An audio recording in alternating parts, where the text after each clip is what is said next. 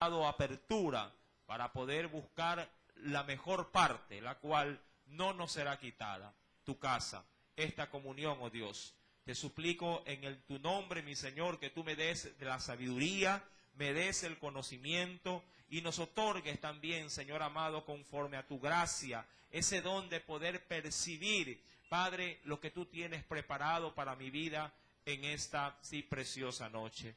Háblanos, oh Dios, conforme a nuestras necesidades. Tú sabes, oh Dios amado, que nuestras vidas están deseosas y anhelan de ti recibir, Padre, un mensaje especial para mi vida, para nuestras vidas. También, mi Señor, adelántate y prepara desde ya mi corazón para que esta palabra caiga en buena tierra. Nuestros niños también que han subido necesitan ser ministrados por tu poder, por tu gracia. Háblales también a ellos, Espíritu Santo, y otórganos en esta noche de manera igualitaria, Padre, tu gracia para con cada uno de nosotros. Te lo imploro en el dulce nombre de Cristo Jesús. Amén y amén.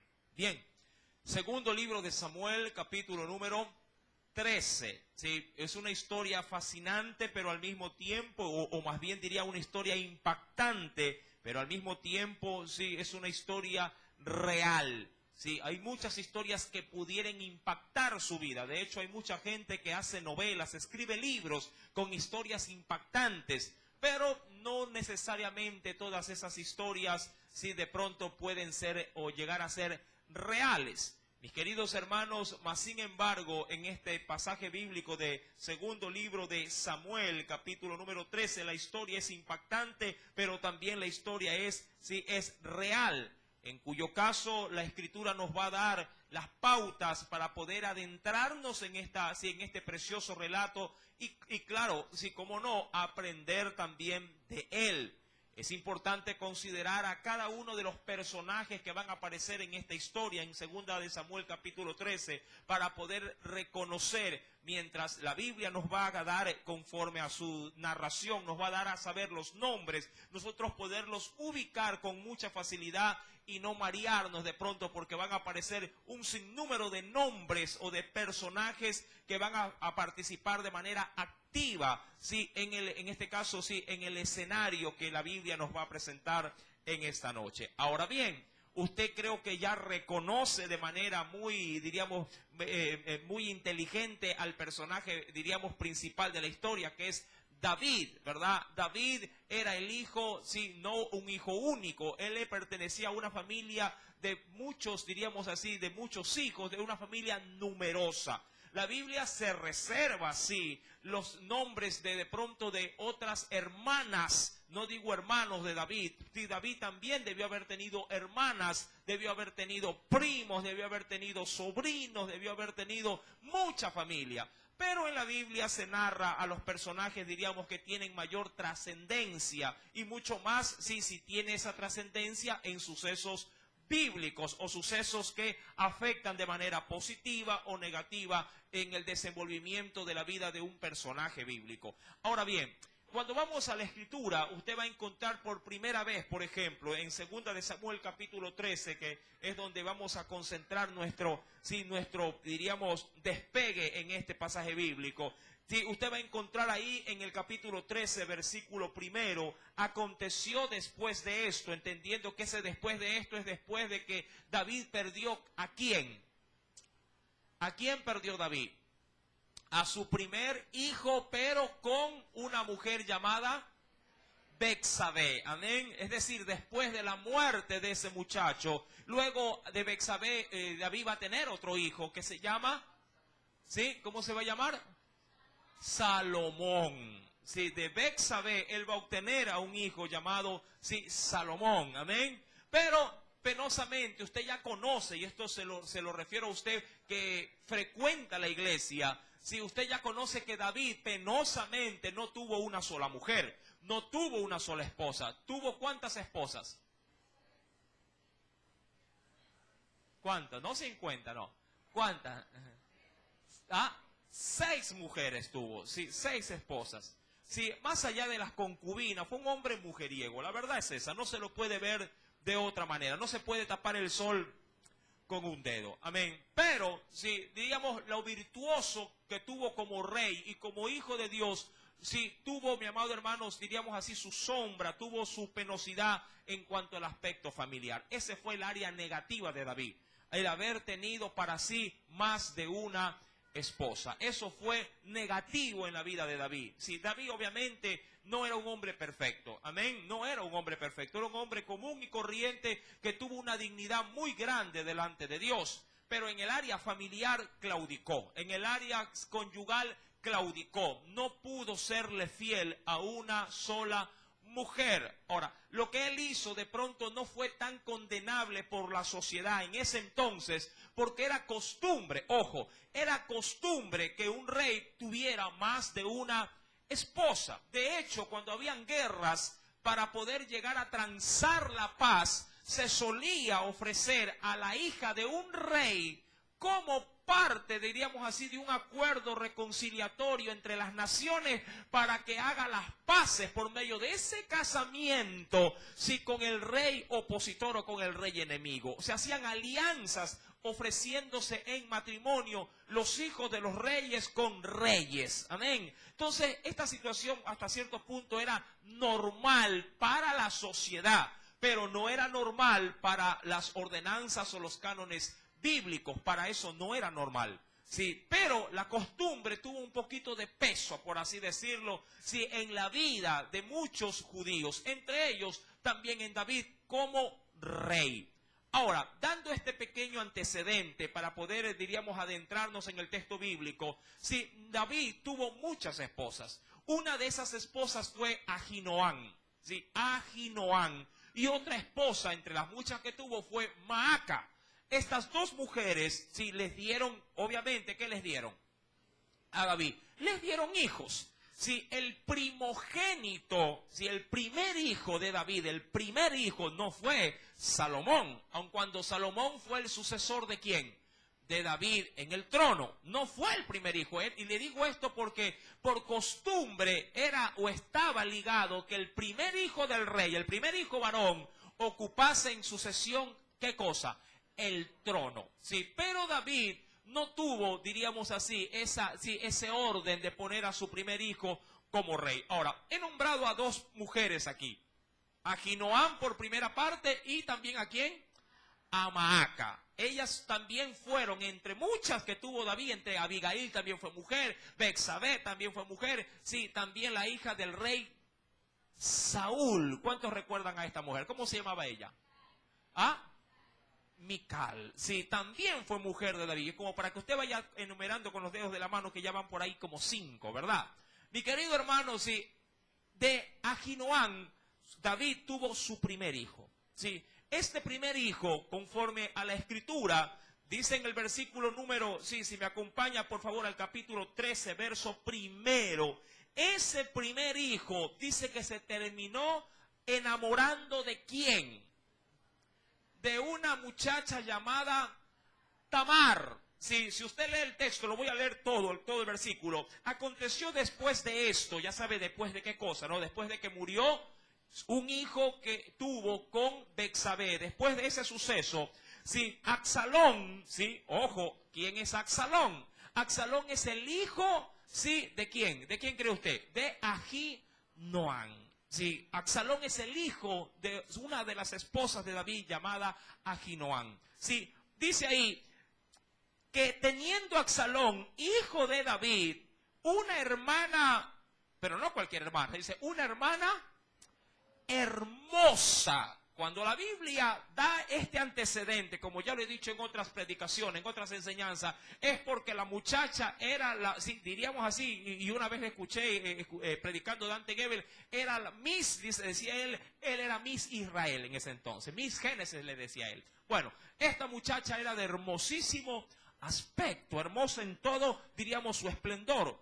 Ahora, la Biblia menciona que esta muchacha se llamaba Tamar, pero pasó algo con Tamar. Se enamoró de ella Amnón, hijo de David. Amnón era el primogénito de David. ¿Sí? Amnón era el primer hijo de David, el primogénito, cualquiera diría el heredero al trono. Sí, el heredero al trono. Este Amnón era hijo de Maaca. Sí, mujer también ¿de quién? De David también. Pero penosamente usted ya va viendo cómo se va a desarrollar, sí, el suceso. Sí, por un lado tenemos a quién como hijo. En primera instancia, con una hermana. ¿A quién? ¿A quién? A Absalón, con una hermana que obviamente la Biblia la hace ver como que si no fuese hija de David, pero no es que le quiere dar esa énfasis, sino que le quiere dar el énfasis por donde va a suceder, diríamos así, el acontecimiento de la desgracia. La hace ver como hermana, a Tamar la hace ver como hermana ¿de quién? De Absalón, aun cuando la escritura debió haber aparte también mencionado que era hija ¿de quién? De David, pero no la hace, no le da ese realce por una sencilla razón, porque eran hijos de diferentes esposas. Sí, penosamente, eran hijos de diferentes esposas. Si hubiese sido ambos hijos de una sola esposa, entonces la Biblia hubiese puesto o hubiera denotado de que ambos eran hijos de David. Indirectamente estamos hablando de que esta situación va a acontecer en medio de hermanastros. Sí, en medio de hermanastros. Sí, y dice que de ella se enamoró Amnón, hijo también de David. Ahora, como ingrediente adicional, ¿qué significan los nombres? A mí siempre me gusta investigar la etimología de los nombres porque sí, suelen aportar, diríamos, al estudio de la palabra. En primera instancia, Amnón significa leal, el primogénito de David. Sí, Amnón significa leal. Mientras que Absalón significa padre de la paz. ¿Sí?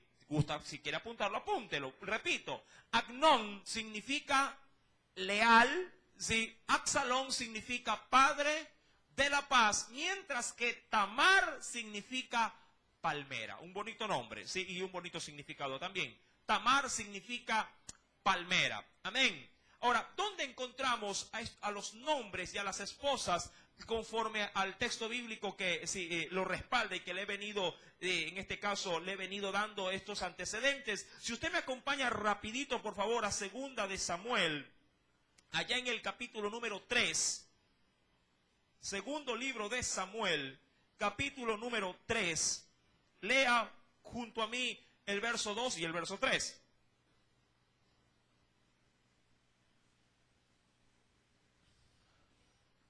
¿Lo tiene? Segundo de Samuel, segundo libro de Samuel, capítulo 3, verso 2 y verso 3. Dice el texto bíblico, y nacieron hijos a David en Hebrón. Sí, recuerde esta ciudad, Hebrón, porque más adelante va a salir en el escenario bíblico. Su primogénito, ¿quién fue? Amnón, de Ahinoam, jezreelita. Sí, por si acaso, esta mujer, Ahinoam, era hijo del rey Gesur. Sí, esta mujer era hijo de un rey. Sí, dice aquí versículo número 2, sí, de Ahinoam de jezreelita. Verso número 3. Su segundo, ¿cómo se llamaba? El segundo hijo, Kileab. ¿De quién era hijo? De Abigail, la mujer de Nabal. Qué interesante cómo la Biblia lo presenta. Sí, aun cuando ya Abigail, ¿qué cosa? Cuando David la tomó a Abigail por mujer, sí, ¿qué había pasado con el marido de esta? Había muerto. Sí, Dios mismo se había encargado de eliminarlo por una situación que usted ya la conoce, sí, o ya la conoció en su debido momento en el estudio de la palabra. Verso número 3 sigue diciendo, el tercero, ¿quién sale en el escenario? Absalón, ¿hijo de quién? De Maaca, hija de Talmal, rey de Gesur. Sí, hoy tenemos a los personajes. Todos eran hijos de David, pero en diferentes mujeres o diferentes esposas. Y eso, todavía la lista sigue, pero eso sí, no tiene en este momento trascendencia como para poderlo topar. Ahora, todos son hermanos, ¿sí? Más allá, diríamos en sí, de las esposas que David tuvo. Todos eran hermanos. Mas, sin embargo, la Escritura nos hace saber de manera adicional en el capítulo número 13, verso número 1, que si Amnón se enamora ¿de quién? De Tamar, su hermana, su hermanastra. Ahora, a mí eso me da, en primera instancia, sí, me da un antecedente. ¿Cuál, mi querido hermano? Que sí, que no hay, en primera instancia, no hay muchas veces límites a la hora de poner la mirada, o no puede llegar a haber límites a la hora de poner la mirada, sí, en alguien que a la verdad no necesariamente Dios lo esté aprobando. Digo esto porque ya Dios anticipadamente había dado ciertas prohibiciones en cuanto a la hora de formular o de formarse, matrimonios. Había dado restricciones, parámetros para no desbocarse a la hora de establecer un hogar. Cuando uno se enamora de alguien, se sobreentiende que lo hace para poder establecer con una persona o con esa persona un matrimonio, un hogar. Pero usted y yo sabemos por la Escritura que Dios nos ha dado normas de vida, normas o estándares de moral para poder tener también, diríamos así, condicionantes favorables para establecer hogares o matrimonios felices en un futuro. Mi querido hermano, si usted va, por ejemplo, aunque lo voy a tapar más adelante, cuando usted va al libro de Levítico va a encontrar esas normas. Luego las voy a citar, todavía no por el momento. Pero vemos en sí mismo que ya Amnón, si el primogénito del hijo de David, tenía puestos sus ojos en su hermana. Ahora, a mí también eso me da el indicio de que uno debe de saber, mi querido hermano, cómo cría a sus hijos. Obviamente David lo había hecho de manera equivocada. Digo esto en primera instancia porque ya de por sí David había establecido relaciones no con una mujer, sino con muchas esposas. Y eso es un agravante. David, claro está, era rey. Y como rey no tenía todas sus esposas viviendo en una misma casa. Debió haber provisto para cada una de ellas una casa en particular. Hasta por sabiduría, para que no se vaya a pelear de pronto, ¿quién? Ahinoam, ¿con quién? Con Maaca, o Maaca vaya a pelear con Abigail, o Abigail vaya a pelear con Mical. Es decir, a cada quien, obviamente, y como tenía, diríamos, el poder adquisitivo, era rey, sí, podía darle ese tipo, diríamos así, de atenciones. Pero, amado hermano, usted sabe muy bien que a la larga, tener varios hogares, o tener varias esposas, o varias mujeres, no es un buen ejemplo para los hijos. ¿Verdad? No es un buen ejemplo. Más allá, si vemos lo que va a terminar aconteciendo en esta situación. Mi querido hermano, vemos a un hermano enamorándose de su hermana. Vemos así en una relación enfermiza, porque el amor de Amnón no era un amor puro, no era un amor, por así decirlo, santo, un amor fidedigno, un amor leal, era un amor enfermizo, un amor que hasta podría simplemente yo catalogarlo limitado a lo sexual. ¿Por qué le digo esto? Cuando uno avanza en la lectura bíblica, va a comenzar a aportar el Señor en este texto, para trasladarnos, diríamos, a qué sentía Amnón por su hermana Tamar. Dice la Biblia en el versículo número 2, y estaba Amnón angustiado por ese amor hacia su hermana, claro está. Estaba angustiado, ¿hasta qué punto, mi querido hermano?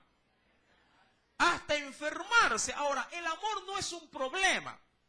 Si usted debe de saber que el amor es algo, diríamos, bonito experimentarlo, pero ¿hasta cuándo uno puede, diríamos, abandonarse en el amor? Ahora, ¿cuántos de acá se han enamorado? Mire que la esposa está al lado. ¿Cuántos se han enamorado? ¿Ah? ¿Verdad? Ahora, ¿cómo uno actúa cuando está enamorado? ¿Sí? ¿Cómo uno, diríamos así, se desenvuelve cuando está enamorado? Sí, obviamente hablo esto en el sentido, sí, de aquellos que han experimentado un amor verdadero, un amor, no una ilusión. Sí, mucha gente o muchos muchachos, por ejemplo, pueden enamorarse del amor más allá de la persona. ¿Sí? Muchos de los jóvenes, muchos de los adolescentes, cuando despiertan al sentimiento del amor, se enamoran del sentimiento en sí mismo, de lo que ha despertado en ellos más que del muchacho en sí mismo. porque como es una nueva sensación, una nueva experiencia, ¿sí?, de vida en su vida, ellos se agarran de esa experiencia y desean que ese deseo, esa situación no se desvanezca, sino que permanezca en el corazón. Después se dan cuenta que el muchacho tenía la nariz torcida, que era virolo, bueno, y después dice, pero despertaron al amor, ¿me explico? Y como despertaron al amor, se aferraron a ese sentimiento, no lo conocían, llegó a su vida y de esa manera, diríamos así, despertó en ellos algo nuevo. Ahora, enamorarse no es malo, enamorarse no es pecado, enamorarse no es algo inapropiado. Dios es amor en esencia, de hecho. Amén. Pero el amor debe de ser, mi amado hermano, si bajo la óptica de Dios, debe de ser un amor que no pueda causar, sí, lo que le estaba causando a Amnón. ¿Qué le estaba causando a Amnón? Sí, hasta el punto dice que se enamoró, que comenzó a enfermarse. Él tenía un amor en primera instancia, un amor enfermizo. Sí, y a la verdad, muchos jóvenes se identifican con ese tipo de amor. Porque cuando se enamoran, sí, no digo todos, pero algunos dejan de comer, por ejemplo. No, la mamá dice, ¿qué le pasa a mi hija? Que ya no come. Y le hice el arroz con menestra, que a ella le encanta, pero ahora ha dejado los frijoles a un lado. O ha dibujado, de pronto, sí, qué sé yo, ha dibujado en el puré un corazón. No come. Y obvio, como no come, comienza ¿a qué cosa? A enflaquecer, comienza a adelgazar. Sí, pasa solamente, diríamos, escribiendo en el cuaderno, no las tareas, sino puras flechitas, corazones, pone las iniciales, qué sé yo, A y B, pone abajo, no sé. Sí, pero o comienza a repetir, te amo, te amo, te amo, te amo, te amo, te amo, te amo. Que si hubiera una materia de amor, sacarían 10 sobre 10. Mi querido hermano, el amor es bonito, ¿sí? Inclusive le quisiera dar un antecedente adicional con respecto a esto. Dice la Biblia en Cantar, en el libro de Cantar de los Cantares.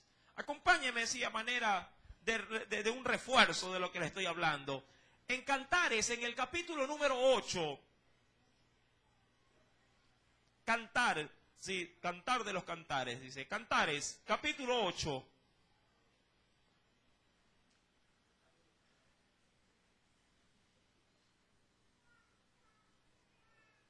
En Cantares, capítulo número 8, si usted me acompaña desde el verso número 4, de hecho hay un prefacio ahí, muy, muy interesante el prefacio, un título.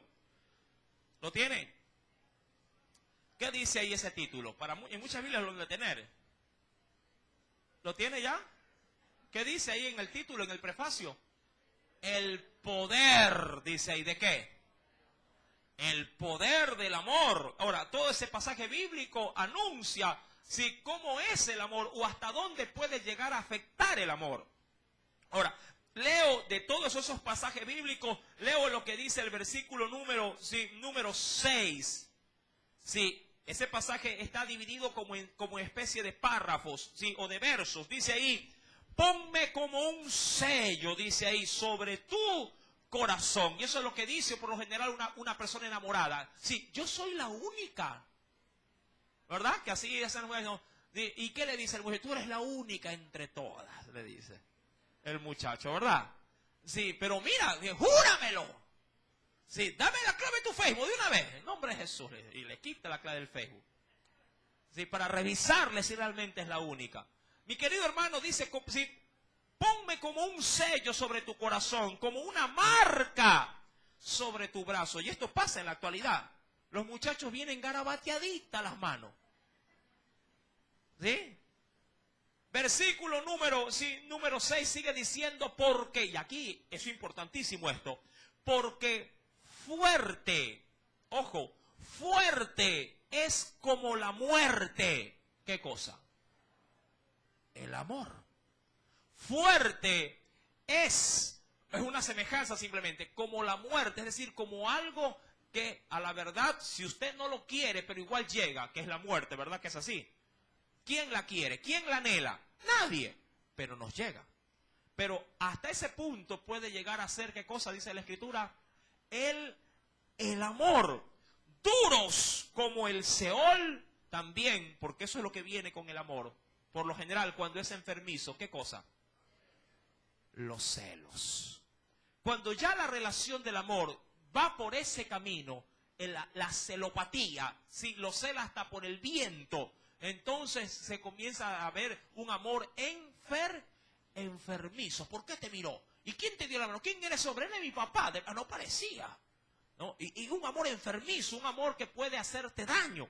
Mi amado hermano Amnón se enamoró. Lo penoso es que puso sus ojos en quien no debía ponerlos.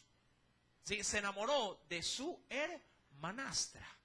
Dirán muchos hermanos, pero era su hermanastra, no era hermana de carne y de sangre. Amado hermano, si ya la afinidad en sí como tal, de que David haya tenido otra esposa y de esa relación haya nacido un hijo fuera del hogar o en otro matrimonio, si la Biblia ya de por sí lo restringía.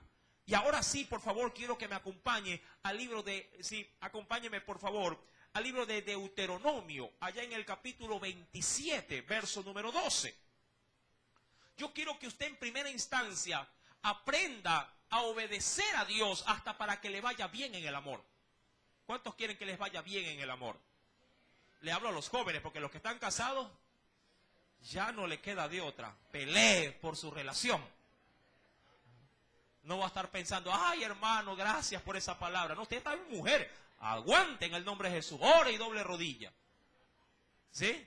Ahí todo está decretado ya. No hay nada que hacer.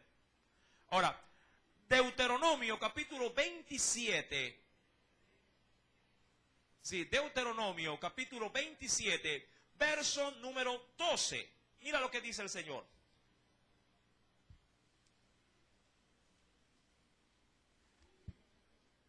Perdón, 22, perdón. Deuteronomio 27, verso 22, perdón. 22. No 12, 22. Unos versículos más adelante. ¿Lo tiene? Dice el Señor ahí, maldito, y esa era la sentencia para el que infringía en este mandato. Maldito el que se acostare, o el que tuviera, cuando habla de acostarse no habla simplemente de dormir al lado de la hermana, sino, ¿a dónde empuja el texto? A tener relaciones sexuales. Maldito el que se acostare con su hermana. Y mira aquí la limitación. Dice la escritura, hija de su padre, o también, ¿qué cosa? O hija de su madre. Es decir, no importa si esa hermana haya nacido dentro de un hogar único, papá, mamá, o de pronto, conforme a la costumbre, si era hijo de su papá, pero en otro hogar. O hija de su mamá en otro hogar. ¿Cuántas personas forman hogares, por ejemplo? Si cuando por alguna razón, sin conocer a Cristo, hago las comillas aquí, o el paréntesis, vienen fracasados de otra relación y ahora que conocen a Cristo, Dios les restaura la vida y les permite tener una nueva familia. Y obvio, como fracasaron en una relación anterior porque no tenían, diríamos, las herramientas que Cristo nos ha dado, vienen de esos fracasos ¿con qué? Con hijos, ¿verdad? Y en una nueva relación, ¿qué pudiera llegar a acontecer? Que se unen los hijos de él con los hijos de ella y forman una nueva familia, ¿sí? Entonces, en ese sentido, mi querido hermano, sí, Dios pone una restricción en ese hogar. ¿Cuál es la restricción? Cuidado, sí, porque hay una sentencia de maldición de parte de Dios. Cuidado con poner tu mirada o tu corazón en tu hermana o en tu hermano. Y esto, mi amado hermano, tenía una sentencia. Y esa sentencia aducía lo siguiente. En el capítulo 27, que es el que estamos leyendo, dice, maldito el que se acostare con su hermana, hija de su padre o hija de su madre, y dirá todo el pueblo, dice ahí, ¿qué cosa? Amén. Levítico capítulo 20, verso 17. El tercer libro de la Biblia. Levítico 20, verso número 17.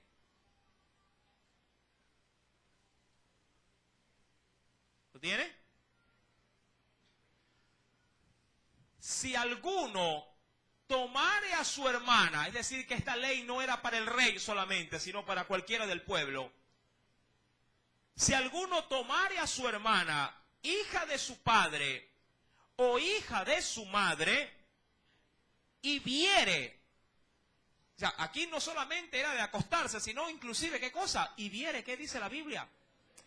Viere su desnudez, para aquellos que les gusta andar fisgoneando o haciendo huequitos en las paredes. ¿Ah?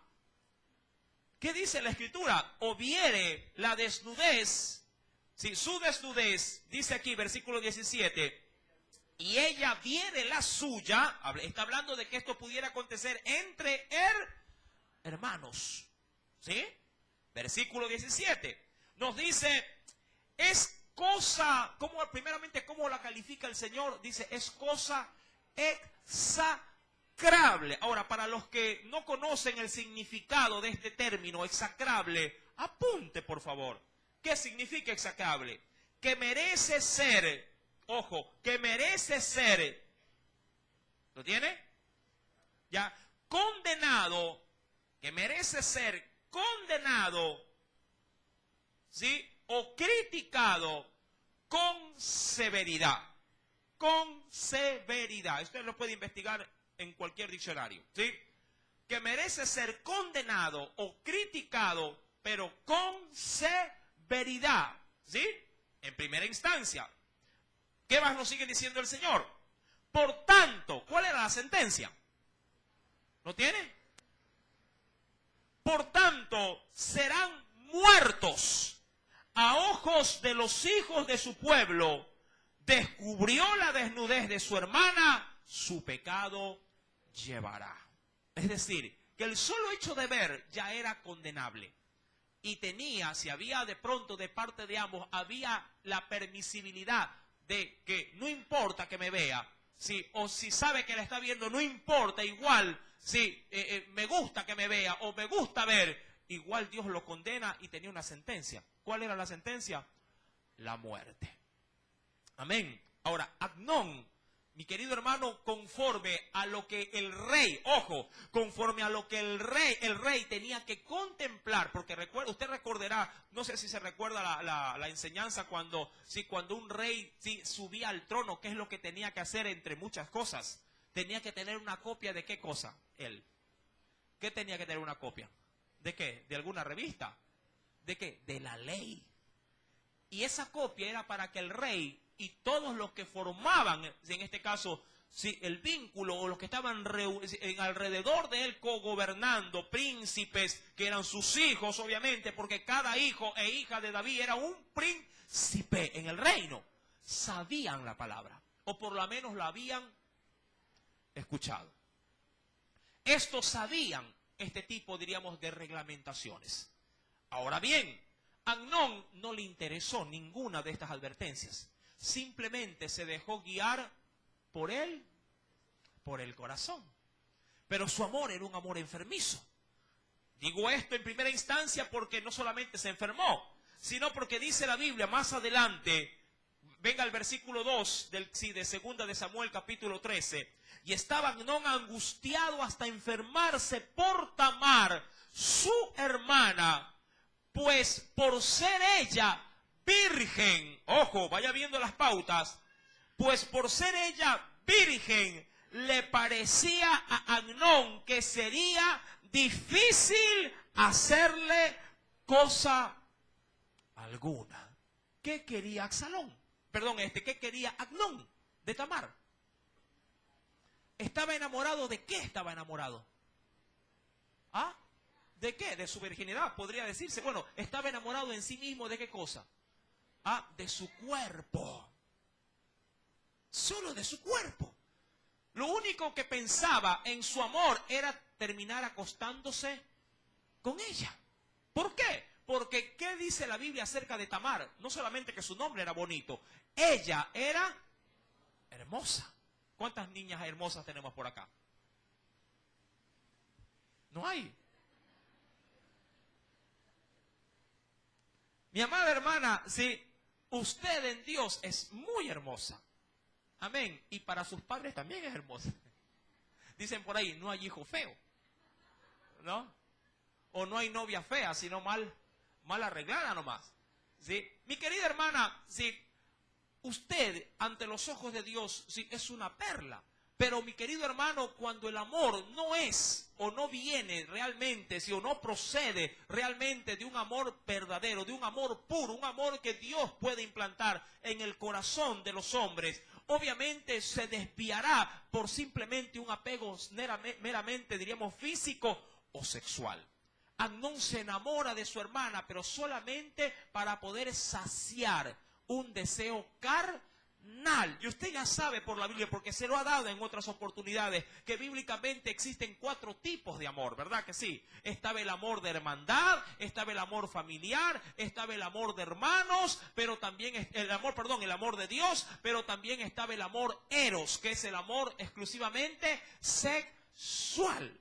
¿Cuántas veces en las actuales relaciones muchos jóvenes, porque esto sucede más en el ámbito de la juventud o de la adolescencia, están demandando, si me amas, si permíteme o tocarte o permíteme, si demostrarlo, así dándome la pruebita de qué cosa? ¿Qué le piden? La prueba de amor. Y las muchachas bien ahí, sí, diríamos así, embobadas, ¿qué hacen con esta situación? Acceden a ser tocadas, acceden a ser violentadas físicamente en su cuerpo, en su virginidad. Muchas personas o muchos jóvenes son vírgenes del área sexual, pero no de su mente. ¿Sí? Pueden ser vírgenes físicamente, pero no mentalmente. ¿Sí? Juguetean o simplemente le dan rienda suelta a sus pensamientos. Mi amado hermano, la pureza debe de ser total. Debe de ser integral. Yo no sé si Amnón estaba acostumbrado a hacer esto, pero alguien que de la noche a la mañana termina poniendo sus ojos en su hermana y obviamente, como lo dice o como lo declara la Escritura, solamente enfocado en que era virgen y no sabía si acaso, si no lo era, claro está, se le abriría la puerta o se le daría la facilidad para poder estar con ella. Él estaba enfocado en esto. Uy, dice, qué pena que mi hermana no sea virgen, porque si no es virgen, hace rato que me hubiera acostado con ella. Amnón pudo haber sido el galán del imperio. Era el primogénito, ¿de quién? De David. Era el hijo que estaba dispuesto, sí, por el orden o por la tradición, dispuesto para el trono. Después de David, ya queriéndolo ver humanamente, seguía en línea directa para el reinado Amnón, por línea directa. Amnón estaba dispuesto, sí, luego de su padre. Esto, mi amado hermano, trajo, sí, graves o gravísimas, sí, consecuencias. Cuando vamos al versículo 2, pues recuerde, sí, él estaba enfermo por Tamar, su hermana, pues por ser ella virgen, y esa era su mira, le parecía a Amnón que sería difícil hacerle cosa alguna. Y dentro de su enfermedad, verso número 3, y Amnón, ¿sí? ¿Qué tenía? Verso 3, ¿lo podrías leer? Tenía un amigo que se llamaba Jonadab. Jonadab significa, para los que están apuntando, Jehová, ¿sí? Jehová es generoso. Jehová es generoso. Eso significa Jonadab. ¿Por qué Jonadab aparece en el escenario? La Biblia dice que este era hijo de Simea, ¿sí? Hermano de David. Es decir, que para David, ¿qué vendría a ser Jonadab? El sobrino. Y para Amnón era el primo. ¿Sí? En pocas palabras, familia. ¿Verdad? Familia. Ahora, ¿por qué tanta calamidad con el asunto de la familia? Mi amado hermano, nos estamos, no digo que me estoy olvidando, pero nos estamos pasando por alto algo importante. Dios había dado una sentencia sobre David por su conducta con respecto a las relaciones justamente que no estaban siendo aprobadas, ¿sí? Por Dios mismo, por el cielo. ¿A qué me refiero? Si usted retrocede un capítulo conmigo, al capítulo 12, en el verso 10 y 11, usted podrá ver que la sentencia que Dios le dio a David por ser mujeriego y por no tener limitación en cuanto a los deseos de su corazón. Mi amado hermano, sí, Dios le dio a él penosamente una sentencia que se estaba cumpliendo, diríamos, después de ese tiempo. Mira lo que nos dice el Señor en el verso 10. Recuerda que Natán es el profeta que está confrontando a David, el rey. Por lo cual ahora no se apartará jamás, ojo, jamás de tu casa la espada, que vendría a ser la muerte, por cuanto me menospreciaste y tomaste a la mujer de Urías Eteo para que fuese tu mujer. Verso número 11, léalo por favor.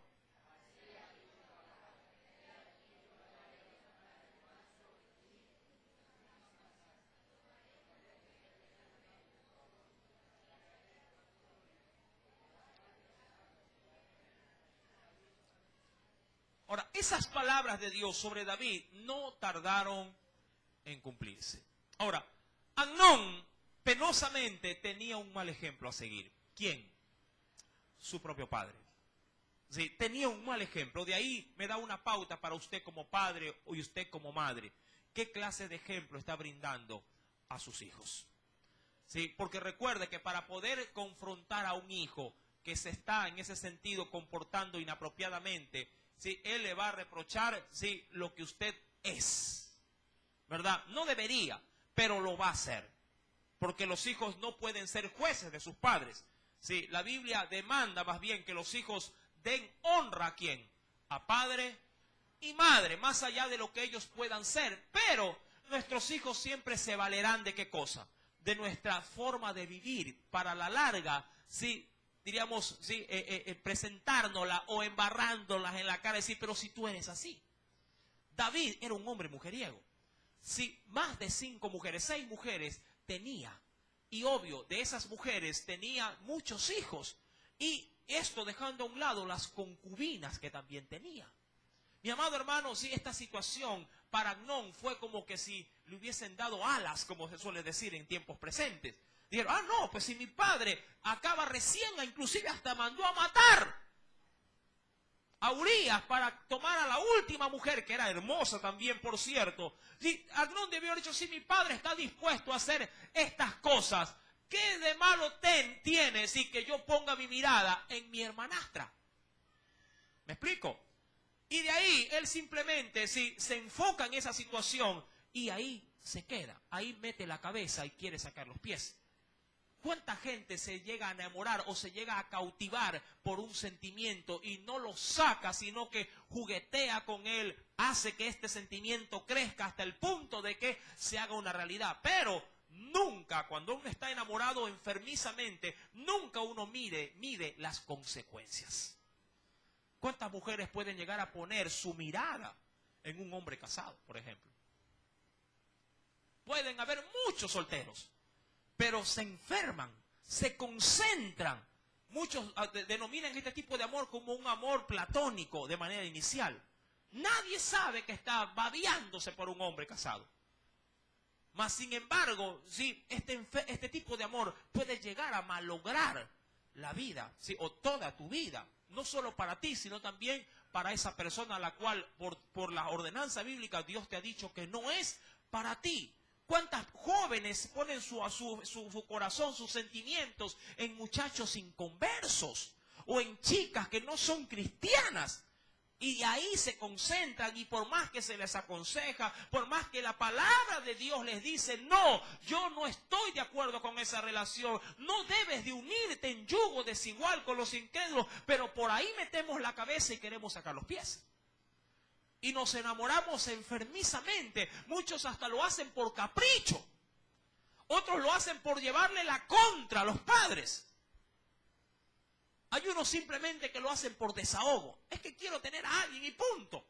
Pero esas no son, las diríamos así, esos no son los indicadores bíblicos que a la verdad te den a ti el aval como para poder decir Dios está contigo en esa relación. Tú debes de entender que no es en ese sentido si tu forma de ver el amor lo que va a traer felicidad, sí, en un matrimonio. Porque cuando el amor viene fuera de los cánones, de los parámetros bíblicos, lo único que vas a terminar experimentando en una unión es desgracia. Amor al inicio, pero luego será un calvario. ¿Cuántas mujeres casadas ya de años quisieran disolver su relación, pero ya no pueden? O las consecuencias de sus equivocaciones dejaron marcada toda su vida. Porque no tuvieron presente sobre sus sentimientos a Dios. Ojo, sobre tus sentimientos, sobre el sentimiento más puro que es el amor, debe de estar Dios por encima de eso. Si Dios no está por encima de ese sentimiento, el sentimiento del amor será tu Dios. ¿Me entiendes? Si tú te dejas guiar por tus sentimientos, este te gobernará y este, mi amado hermano, te engañará. ¿Quién conocerá, dice la Biblia, el corazón del hombre? ¿Quién lo conocerá? A ti mismo a veces el amor te puede enceguecer. La gente te dice, pero si es mujeriego, o si esa muchacha, si le dicen el timbre, todo el mundo la toca. O sea, y tú estás ahí de cabeza, no, yo la amo, es para mí, es para mí. Todo el mundo ve el mal de la muchacha. Todos.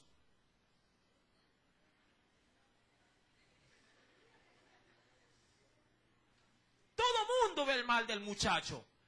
Todos ven que anda con otra, pero tú no. Como es que él es bonito, él es guapo, se parece a Justin Bieber y yo quiero, se peina como él, baila como él. Y por ahí meten la cabeza.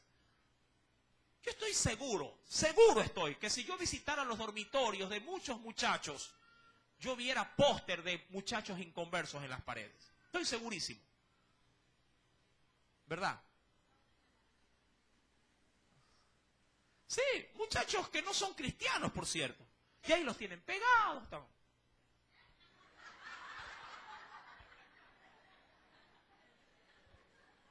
Y la muchacha sobajeando las fotos ahí.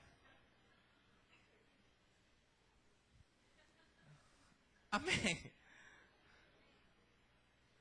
Amores enfermizos que, amado hermano, a la verdad, en Dios, nunca van a traer la verdadera felicidad a tu matrimonio. Sí. Mi querido hermano, tienes que enfocar tu vida y tu corazón, primeramente, diríamos así, o alinearse primeramente a lo que Dios quiere para ti. Cuando tú te estableces un fundamento en tu vida sentimental, porque estoy hablando de sentimientos. Los sentimientos son de pronto, la base del ser humano, pero también son el área menos accesible que tiene el ser humano. Usted puede llegar físicamente a conocer o exteriormente a conocer a una persona, pero conocerlo sentimentalmente, eso es muy difícil. No digo que es imposible, pero es muy difícil. ¿Cuántos conocen sentimentalmente, por ejemplo, como padre, a sus hijos? Sentimentalmente, no físicamente, sentimentalmente. Hay padres que nunca se enteraron que su hija estaba enamorada o que su hija ya tenía novio. ¿Lo sabe usted? ¿Se ha dado cuenta? Hay papás que pasan desapercibidos. Sí, la muchacha no está como al tener bicho, dice el papá. Y está enamorada. Sí, está enamorada. Pero el padre, ni fu ni fa, no se da cuenta. ¿Sí? La única manera para poder comprobar, para poder estar, diríamos, compenetrado sentimentalmente con sus hijos, eso es a través del diálogo. Solo cuando hay un acercamiento de diálogo, usted puede ganarse la confianza y abrir el corazón ¿de quién? De su hijo o de su hija. Y ella o él tendrá la confianza de poder decirle, sí, me gusta tal o me gusta cual. Y ese me gusta es porque ya está. Sí, los muchachos cambian los términos. Sí, porque ahora a los enamorados les dicen novio. Yo le digo, novio fue la cosa. Si te hubiera visto bien, no sería lo que tú me dices.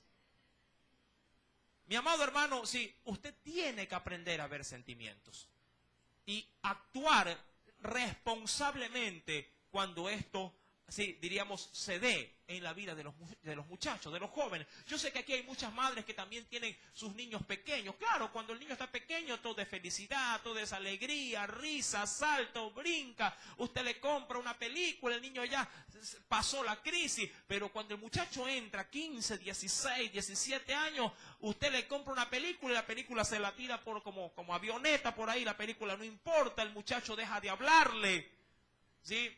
El muchacho deja de enfocarse en usted y comienza a vivir su mundo. Se entra en el cuarto y no quiere salir, ¿verdad? Usted lo llama y sí, pero a la distancia. Cuando usted va, todas las luces se apagan, entra, otra vez las prende. ¿Me explico? Todas estas situaciones pasan dentro del corazón. En Amnón todo pasó dentro. Pero claro, lo que pasó adentro terminó siendo algo exterior. Dejó de comer, dejó diríamos así, de perder de pronto su alegría, su semblante. Claro, su amor era un amor carnal. Obviamente que sí. Su amor fue un amor netamente físico, fue de atracción sexual. Porque cuando pensaba en Tamar, pensaba simplemente en terminar en la cama. Su temor era simplemente de que no lo podía hacer porque había algo de por medio, la reputación de la virginidad. Ese era su temor. Como el temor de muchos muchachos. Está bien, sé que no me puedo acostar contigo, pero déjame tocarte. O toquémonos para irnos explorando, para irnos conociendo. ¿Me explico? ¿Sí me explico, jóvenes? ¿Cuántos cuidan su cuerpo? ¿Sí? Usted debe de, como muchacha, como joven, debe de cuidar su cuerpo. Su cuerpo es templo, dice la Biblia, del Espíritu Santo. Y ese cuerpo no puede llegar manoseado, no puede llegar bajo ninguna circunstancia resquebrajado, ¿sí?, a un matrimonio.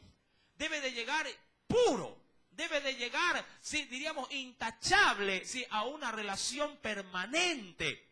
Muchos jóvenes lo primero que hacen en sus relaciones de enamorado es perder esos atributos. Pierden el respeto por su propio cuerpo. Mi queridos hermanos y hermanas, usted debe de velar como padre y como madre de que su hija, de que su hijo, sí, permanezca en esa pureza. Si de alguien debe de conocer temas sexuales, debe de ser de usted, no del psicólogo pervertido del colegio. Digo esto porque en el colegio los psicólogos mandan a ponerse protección. Mandan a masturbarse. Es normal, dice así. Inclusive le enseñan cómo deben hacerlo. Queriendo ser un poquito más enfático, no le permita a su niña que use tampones cuando estén menstruando. Le hacen perder su virginidad. Es muy común. Pero, amado hermano, son cosas que van degradando la moral, sí, de nuestra juventud. Sí. ¿Cuántos le han revisado alguna vez la billetera a su hijo? ¿Qué hay si encontrar un condón ahí?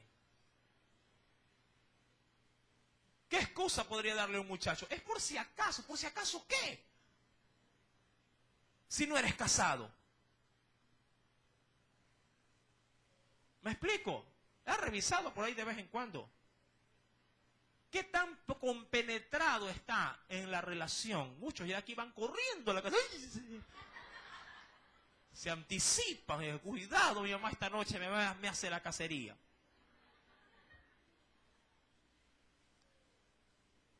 Debe de tener usted, sí, toda la preocupación para poder, sí, prever. Aquí hay que prever.